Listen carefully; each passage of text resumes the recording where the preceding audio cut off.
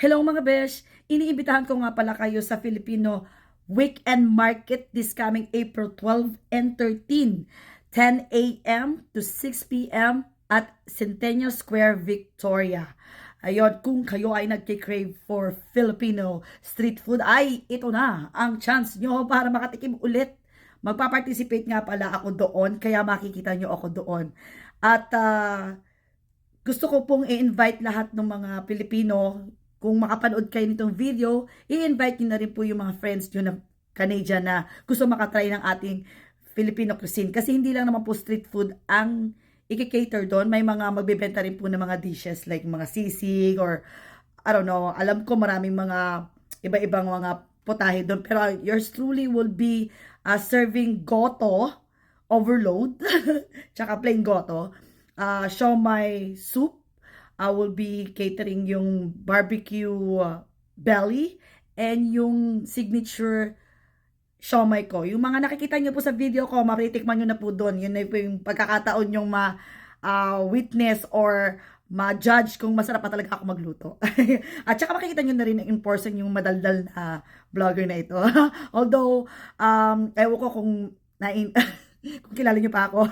Pero kasi busy na po ako kaya hindi na ako nakakapag-vlog. Pero lately nakikita ko naman yung mga ibang subscriber ko na until now naman hindi ko na mabura sa isipan nila ang pagbablog ko. So inibitahan ko kayo. This is my new journey, my new phase ng buhay ko na negosyante na po ako.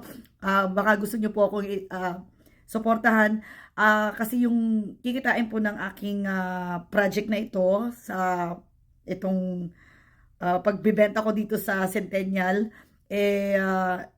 halos lahat po i-donate ko lang po sa mga subscribers ko na nawalan na po ng status dito sa Canada. Syempre, wala naman po silang pinagkukuhanan ng income sa ngayon.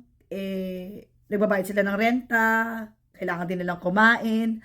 So, para makabawas-bawas po ng gastusin, nagdo-donate po ako ng kaba ng bigas, or sack of rice ba yun? At saka yung mga kung ano pa pwede kong may donate sa kanila para makatulong kahit papano. Hindi ko po kaya yung gawin ng sariling pera ko lang po. Kaya sumasali ko sa mga gantong project. And I hope you will support me at para makatulong po tayo sa ibang mga Filipino dito sa Victoria na nawalan na nga po ng mga status at syempre hindi naman po humihinto ang kanilang mga bills. Ayun lang po, kung kayo po ay mapapadaan sa aming booth, please check it out po yung aking mga lutuin at sa bawat mabibili yung item parang nakatulong na rin po kayo sa iba. Yun.